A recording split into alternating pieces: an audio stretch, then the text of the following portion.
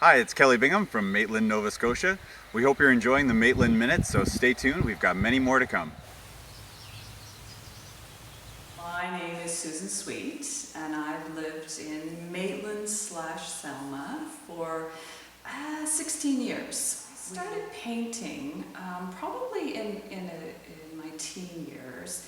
I drew, of course, ever since I was a kid. I had no arts education through high school or elementary school, except for grade 5 when my mother was my art teacher, and that was, kind of tricky, but we survived, both of us, to NSCAD University, the Nova Scotia College of Art and Design, as a mature student at the age of 26, and studied fine art with a minor in art history.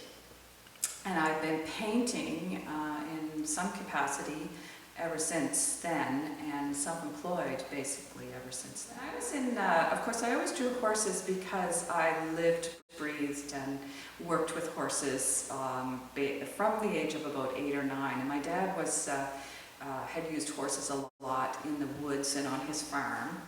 And I'm quite interested in how the land here, in where we live, this tidal system, how the land hits the water.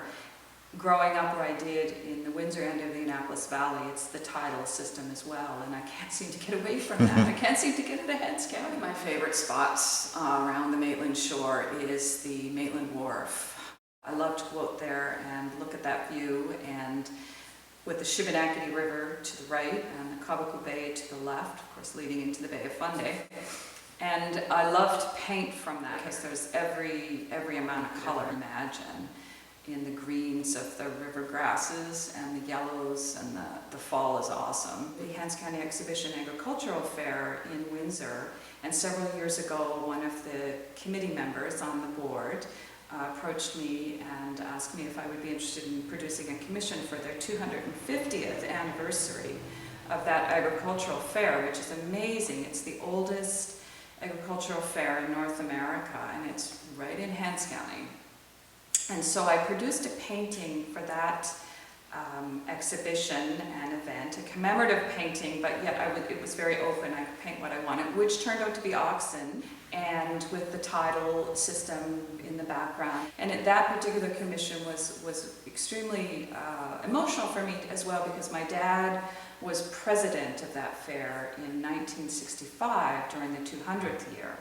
And so he's no longer with us, and I know he would have been thrilled. I started working at Gallery 215 in 2008. This Gallery 215, was a project, and is a project, of the Maitland Development Association, and restored it. It's a heritage building, and the intent was always to host an art gallery in this space, and it was restored with a huge amount of volunteer effort and community support.